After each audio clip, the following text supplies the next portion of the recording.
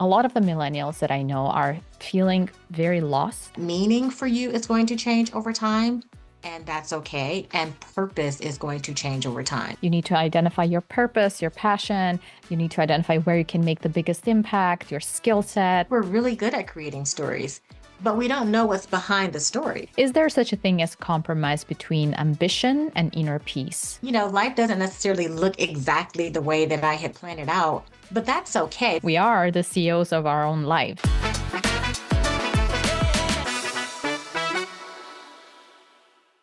All right. Thank you so much for joining me, Dr. Cree. Welcome to the show. I appreciate you being here today and taking the time out of your busy schedule. Thank you for having me. I really appreciate it. Awesome. So today's discussion will be mostly around this feeling of loss and disillusionment that we feel when some of us obviously turn around 30 or reach the age of 30. And I've seen this a lot among my peers, my friends, my coworkers, and myself included, that when you reach this age, something just shifts. And I think this is like if you can pinpoint the age, it would be something around 28 to 35, kind of is a critical age. And I want to understand if we are just making these things up or it actually exists and this is a transition period. And what is it in psychology that you could explain it to us? Yes, absolutely. So I always think about the triggers like turning 25 or turning 30 is like when people start to have like their own internal life audit.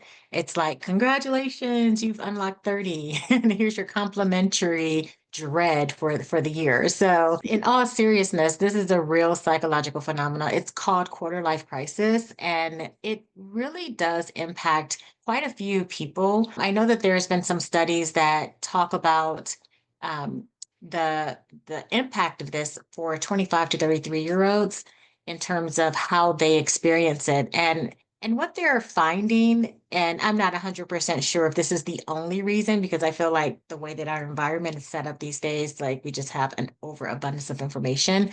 But the way that they kind of describe it is that your brain's prefrontal cortex is fully functioning. It's on all cylinders. And so that's your decision making CEO, if you will.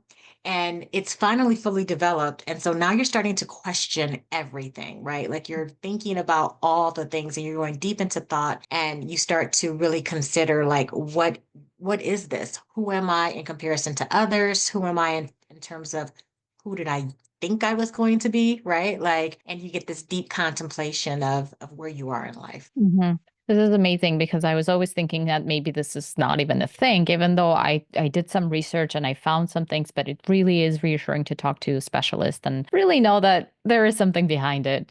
So my next question is, I usually think of this as expectations. And when, let's say, you're early 20s, you have this high expectations about your life that by the time I reach 30, I'll have a high flying career. I'll have, like a villa and then a business and have a couple of kids.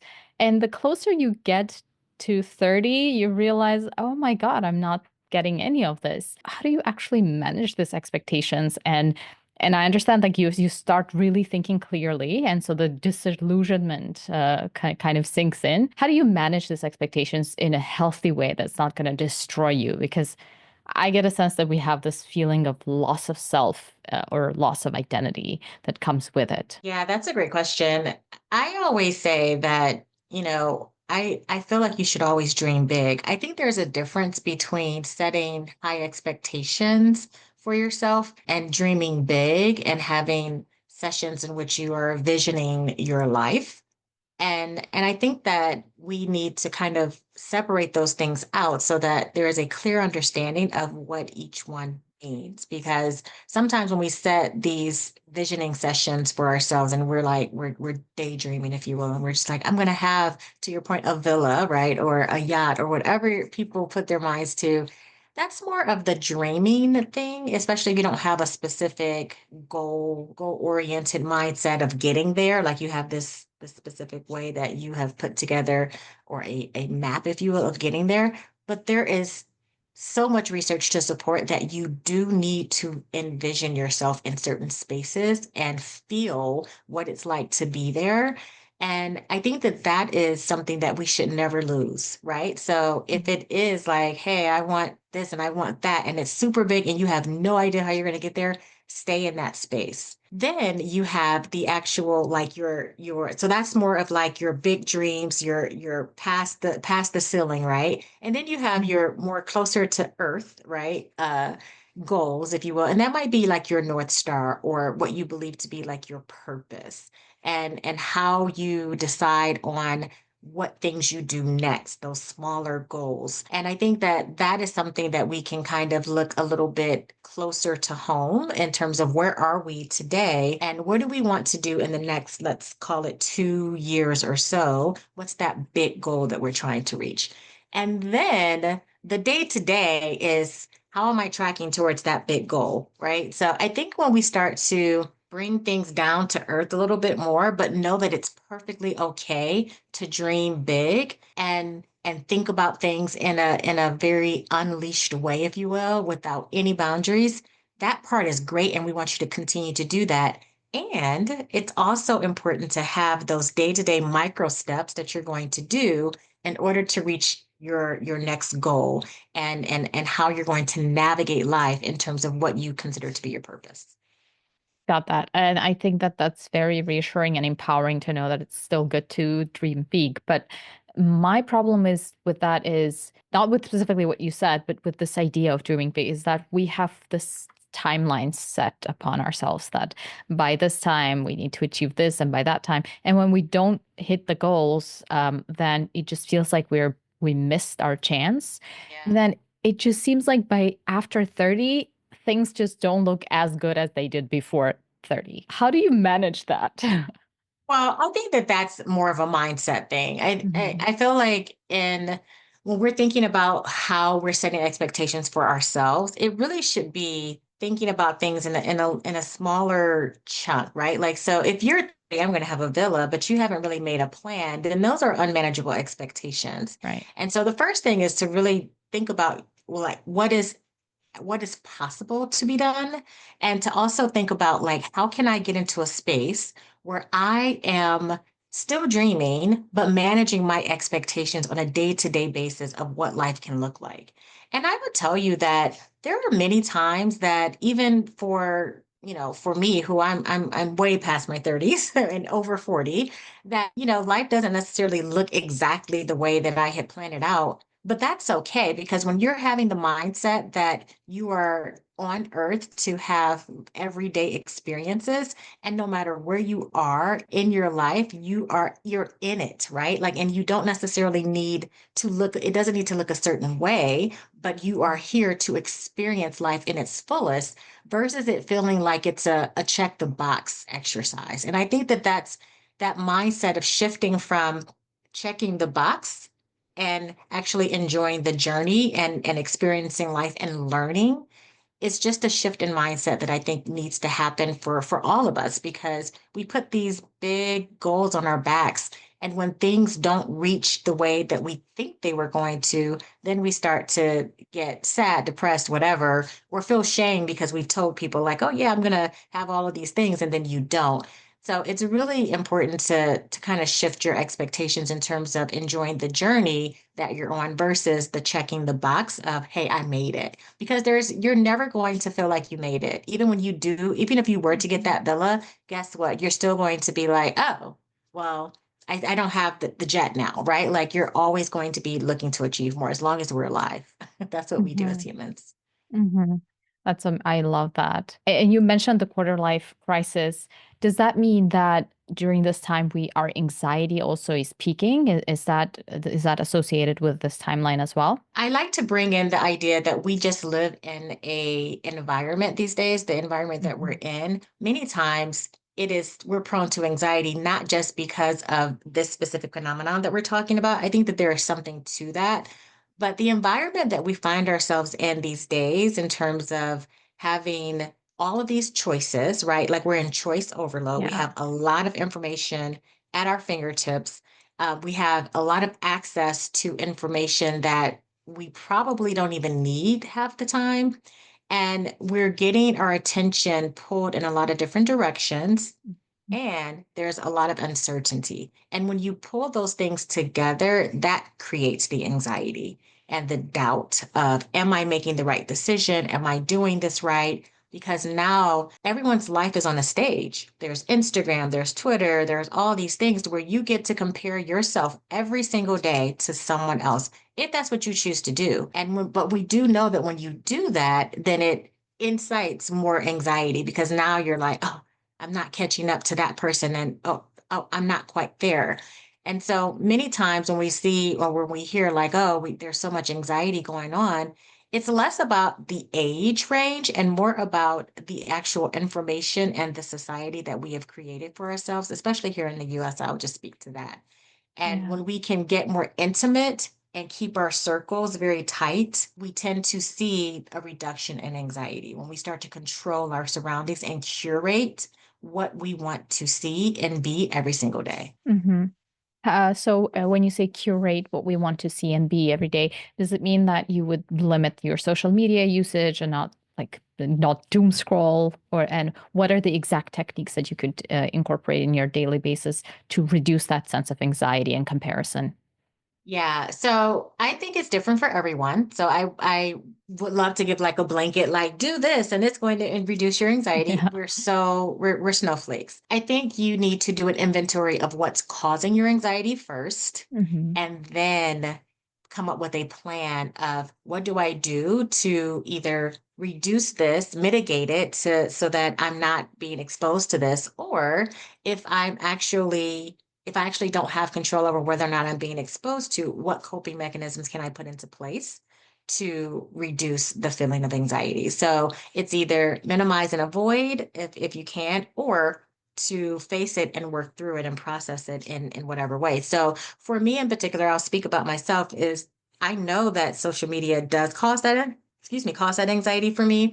And so I definitely limit my time, but it doesn't mean that I'm not on social media because that is how I talk to the people that that I engage with on a day-to-day basis. LinkedIn is my main platform. So it's not that I'm not using LinkedIn, it's that I'm using LinkedIn to my advantage versus letting LinkedIn use me, right? Like I think that that's Yeah. really important is that you stay in control of the things that you are going to be doing on a day-to-day basis. Same thing with the people that I decide to talk to.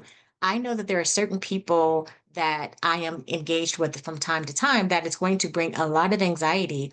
And so that may mean that I need to set boundaries in terms of when and how I talk to those people. It doesn't mean that I Mhm. never speak to them again. It means that they have clear cut boundaries in terms of when I will interact with you.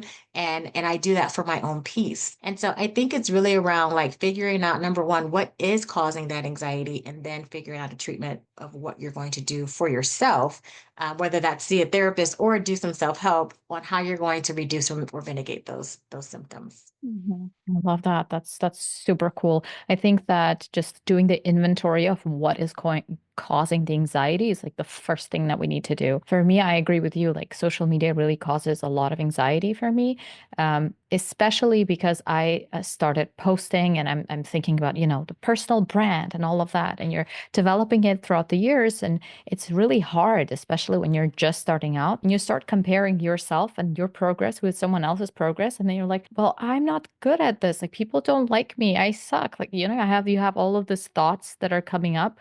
And Yes. so I think that how do I make sure that I use it to my advantage versus making it use me is something that I haven't really figured out, but probably is something I need to think about. Well, probably a Well, and I therapist will would say work. you're not the only person who continuously compares themselves. So we know Hmm. that comparison is never going to make us happy, right? Like, Yeah. so the ideal situation is to get people who we call your board of advisors, if you will, and to have the people in your life that you hand choose, that can help you elevate. And it's not about comparison, it's about choosing people who are a few steps ahead of where you want to be, right? And so it's really about using the network that you have or leveraging the network that you have to elevate yourself. And that's something that will work much better having a board of advisors and helping you to determine what you should be doing versus the comparison, right? Because the comparison is a fallacy. what happens on social media is that we only show the great things. I remember when I first started in this business 3 or 4 years ago that I was watching someone just all over LinkedIn. I mean, she was everywhere and she looked like she was just doing so well. And then maybe like a year or two later, she posted that she had filed bankruptcy. And so it's what people tend to create. We create stories, and I think we're really good at creating stories, but we don't know what's behind the stories. We have no idea how people are suffering. We don't know how your financial situation is. We don't know if you are actually making the money that you appear to be making because we're not having conversations. We're just seeing pictures and little small sound bites, and then our brain fills in the rest. So comparison is never ever the way to go when we're trying to excel. It's always about being thoughtful about who we have that we're going to be able to leverage and work with to take us to that next level.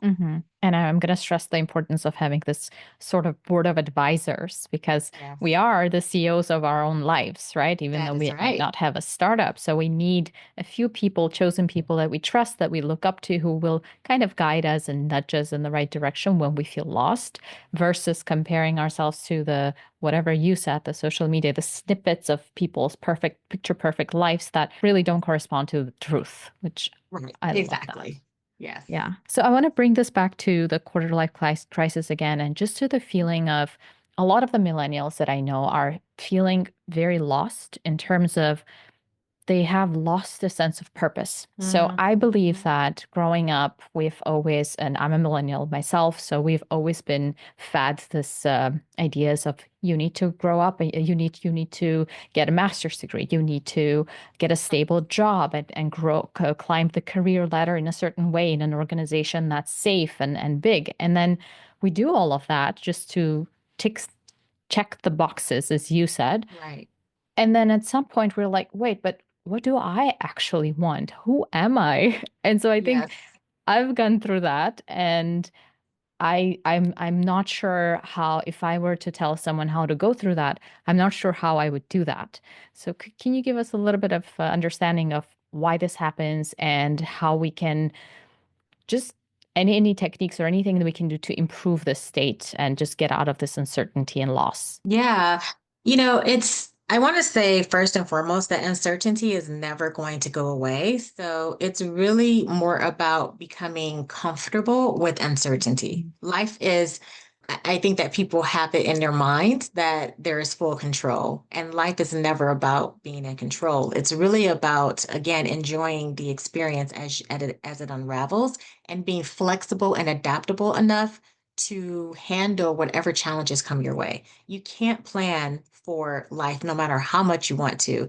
And history has shown that, right? Like your best plan against the universe's plan does not compete. There's no competition. So plan all you want, and that makes you neurotic and makes you go a little crazy. But it's really important to kind of think about, like, do I have the skills to handle the stressors that come to me as they come? Or even, and I wouldn't even call them stressors because some of these things don't even have to be stressors, but some people internalize them as stressors because they don't necessarily have the skills to deal with the things that are coming.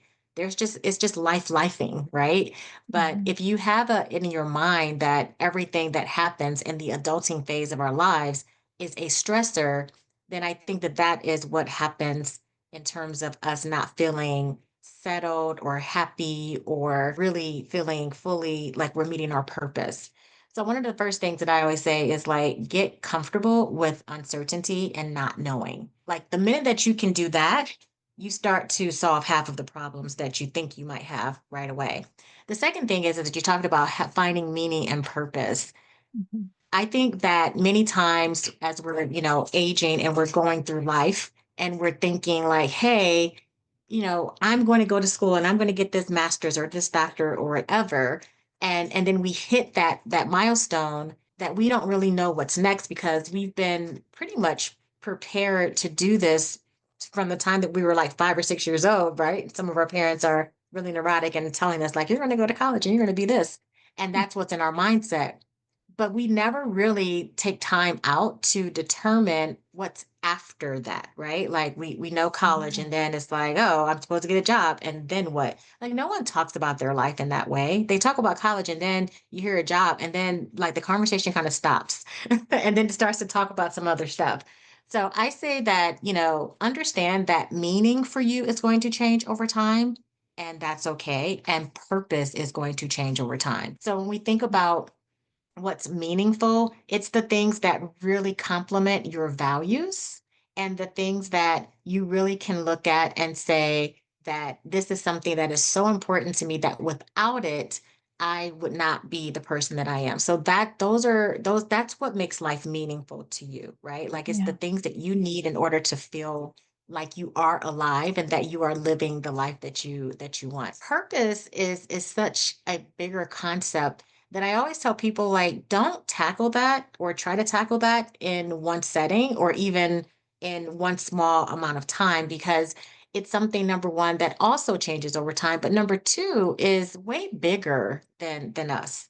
Most of the time, when if you were to ask me what my purpose was back in my 20s, it's like, oh, I'm going to be a psychologist. It's to help everyone. And now if you ask me what my purpose is, it's like, oh, my purpose is to be a great mom and also do this other thing. But the great mom is number one. Mom is first. And so your purpose will change. And the thing that we get wrong is that we think our purpose is supposed to be big, right? Like this grandiose thing. I'm going to save the world peace. I'm going to solve hunger. It doesn't have to be that. It's whatever you can find that is outside of yourself. So it should always look outside.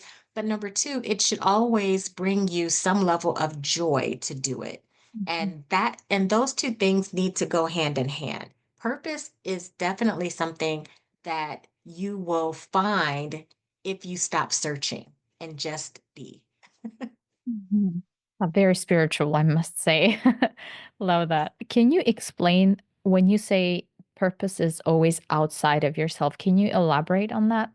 Yeah. So, and this is probably a very spiritual way of looking at it. I will say that I don't necessarily believe that our purpose is on this earth is to only take care of ourselves. I think that we were put on this earth to to be a highly functioning part of society, whatever ecosystem we find ourselves in.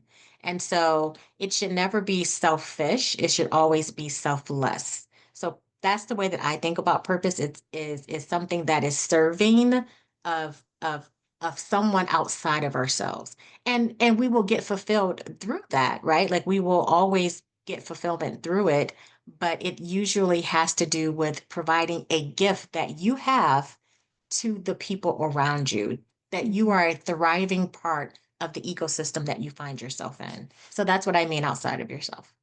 Yeah. I love that. It almost reminds me of ikigai, which is like you need to identify your purpose, your passion. You need to identify where you can make the biggest impact, your skill set, and it all has to kind of, the Venn diagram, the middle of it, That's um, right. which which I love. But if I, for example, come to you and I say, oh, "Hey, listen, I'm in my 30s and I feel like I don't have a sense of purpose. Whatever meant to me before just like vanished, and like I don't have ground underneath my feet because I don't know what to look up to in the next 10 years or 20 years because I thought this was it, but it's not. What would you tell me? I'm going to say let's pause for a moment and we're going to look at what you thought your purpose was or where you thought you were supposed to be, and we're going to look at where you are today and we're going to look at where you want to go. So it always starts with just the basics. I say that because again, we get into this space where we're always thinking about something bigger and grandiose, and it doesn't need to be that hard. I think that we start with what what's the minimum thing that you can think about today that brings you joy and happiness. And start there and start to play with that. And I talk about play a lot in the work that I do because I feel like we get so far away from play that is why things feel so overwhelming to us. As children, we're allowed to play and no one questions it. And they are usually, if they're in the right environments, the most happiest, right? Like you're able to just be. But once we start to get older, we start to take on societal norms and we start to change who we are in order to fit in someplace. And so I always kind of want to help people think about like, who are you really first? Who are you when you're at your best? How do you play? Like, what are the things that you do that brings you joy and levity? What inspires you? Not big inspiration like, oh my gosh, like the earth, the moon, the sun, none of that. But just like on a day-to-day basis, for example, when I go and hike, in Kennesaw Mountain, for example, I am inspired by that. And those are the things that you need to start writing down and paying better attention to. Your life will tell a story if you pay attention. But we never give ourselves that space, that quiet space where we do absolutely nothing but reflect. And you also need the quiet space where you do absolutely nothing and not think about anything at all. Just be. Be still. Be present. Because presence is what helps you find purpose, life, and meaning. This is so beautiful. As you were speaking, I was thinking about what the word play and how the society just kicks it out of us. Just we believe that we need to be serious and we need to be very serious towards our work, the relationships and everything. And there's truth to it. Obviously, you need to be responsible and you need to make sure that you meet some Right. deadlines or whatnot. But when it comes to work, even if you're not happy and playful as you're working, and I'm not saying every single second of the working time, but if you're not playful, then there's no creativity. And when there's That's no right. creativity, as Mihai Csikszentmihalyi talks about flow, the state of flow, Mhm. there's Yes, really no flow. And when there's no that's right. flow, there's really no progress. And That's right. the outcome of it is not going to be great. So as you were saying that, I was like, yes, this is exactly. So you're saying essentially to think about what makes us happy in this moment, to start with that. Yes. Just start with the present. It all starts in the present. And I can't, really help people without me being a coach or a therapist at that, their coach or therapist, really help people to remove some of the barriers to getting to presence. But I do know that it is very challenging for people to do it. And many times I spend several sessions just getting people used to the idea of being fully present and understanding what it fully means because Mhm. you cannot find what you're looking for when you're so disconnected. And many of us are very disconnected. Many of us at any given point in time are either in the future and planning and trying to figure out what's next, or we're in the past regretting or replaying something over and over and over in our heads that we can't do anything about. Now, maybe there's a time and place for you to reflect about the past and reflect on the future, but the only space that you have any limited control over is in the present. And that's where you really need to be focused. Mhm. And if you could give me some techniques of where to start, just start small, right? Feeling that you are in the presence, because I think it's a skill too that you need to Yes. develop. What would you say? Yeah, so there's so many different things. I go back to therapy because that's like my home base. So I'll start there, but I definitely think that there's things that are non-therapeutic, if you will. I feel like even coaching steals from therapy though sometimes. But number one is grounding. So it's first, thinking about if you're not someone who meditates, because I think that that's more of the spiritual aspect of things sometimes, but it's also in psychology as well. If you're not a meditator, and I know that myself included, when I first started on the path of meditation, it was really hard. So instead, what I did were grounding techniques to kind of make sure that I am in the present. So what that means and what that looks like for someone who is very verbal, if you will, is to use your five senses. And so it's to name, five things that you can see, four things that you can hear, and so forth. And just kind of, going down into, five, four, three, two, one, but using all of your senses to really be able to bring you to the present. And so that's number one. I love that. That's just the first thing. And then the second thing that people tend to do is tapping. Yeah. to really like bring you back here to like I am here in the present. And so people do tapping. That's something that many you'll hear a lot of researchers talk about. A third thing is also deep breathing. I think that that is probably the quickest and easiest because it helps you to center where you are currently. And as you're deep breathing, one of the things that I think that we need to tell our brains is that we're safe. So as you're, inhaling and exhaling, you're repeating, I am safe. I am safe and I am here in the present and I am safe. And those are three like quick ways that I automatically go to when I'm trying to get people to start here in the present with me. And then we go from there in terms of getting them to stay here in the present. I love that. I'm definitely going to use this. Um, I have my last question. If is there such a thing as compromise between ambition and inner peace? Because I feel like a lot of us are striving towards ambitious, like big goals and just achievement and go, go, go mentality, and we want to achieve a lot. But at the same time, we realize at some point in our lives that inner peace is super important and we need to, manage our anxiety and make sure that we take care of our mental health. Is there a compromise when it comes to this? Like, or if I want to be ambitious, I'm not going to have inner peace, and vice versa. If I want to have inner peace, then I need to meditate all day long, and then spend a lot of time in ashrams, and there's not going to be any time for ambition. What would you say to that?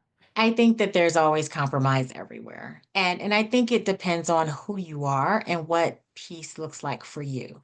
For me, peace does not mean that I'm not ambitious, right? Like I have my own business, but I choose to do things a certain way in my business. So my business is very much geared towards me having flexibility over my life, but it's also about me choosing the things that helps me stay grounded in my purpose and having fun along the way. I won't do anything that is not fun anymore. And it doesn't mean that I'm laughing and playing all the time, but that I find joy and levity in the things that I do and the people that I engage with on a regular basis. And so when I personally have the ability to have more autonomy over my life and to, again, to curate the things that I want to be doing on a day to day basis, that's what brings me peace. So I think it's really around, it doesn't mean that you can't be ambitious and you can't do those things. And it doesn't mean that I'm not willing to work hard. The thing that I have found with peace is that I am no longer going against the current. For me, ambition doesn't mean that things need to be hard. To me, what ambition means is being in a flow state as much as I can for all of the rest of my life, right? And all the things that I am doing and or being fully engaged with the people who are around me when I am interacting with them. So that's what peace looks like for me, but peace may look different for you. And so I think it's really important to define what it feels like, number one, to be at peace, because I don't even know if a lot of people understand what that feels like.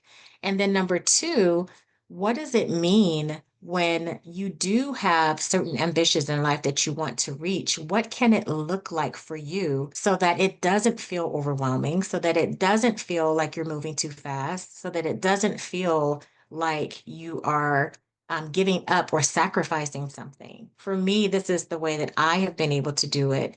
And I feel like ambition and peace go hand in hand for me. But I'm also a slow and steady wins the race type of girl. And I think that I lived that life where it was go, go, go.